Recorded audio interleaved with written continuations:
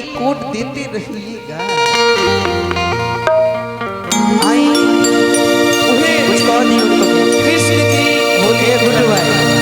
गुड्डू भाई हाँ दीपक भैया इशारा को लगे गणेश देखो तो किशन जीव हमर वाले ऑर्गन वाले हमर सार लगी और हमर सार लगे तो तोरो सारे लगी तो कुछ कहो उनका क्या। अच्छा भैया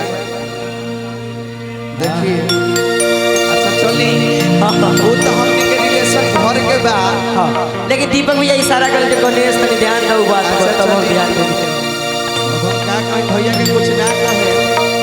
अब जो रिलेशन तो हमने के बाद प्रोग्राम खत्म भइला के बाद फरिया लगे ना ना, लेकिन अभी शॉर्ट कट में कह देतनी पहुना बड़ा नीमन बता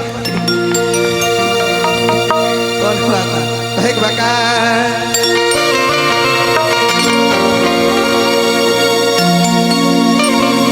की होली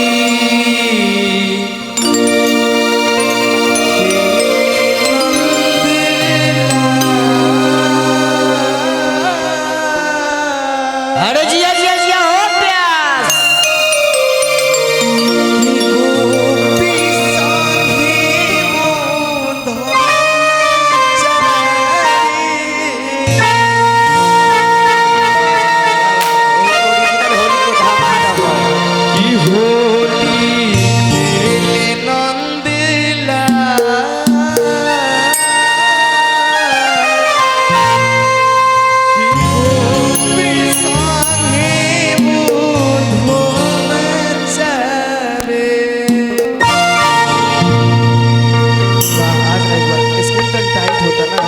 तनी कम कली तो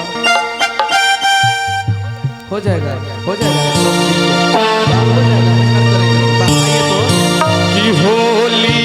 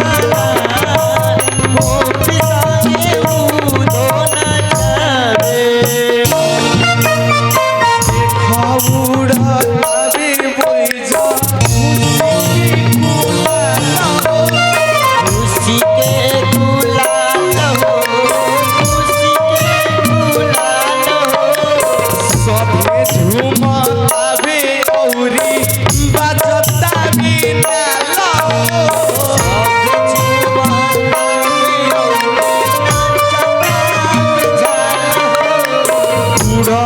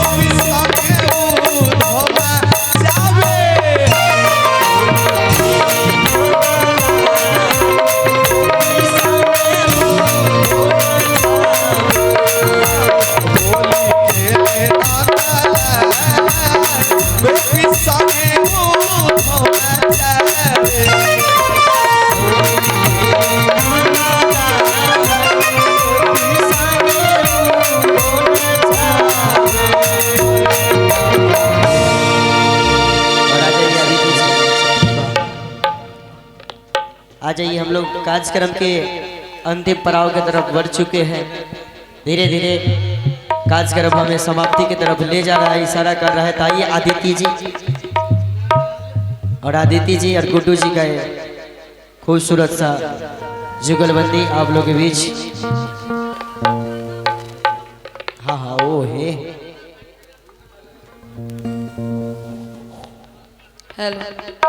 हेलो वाह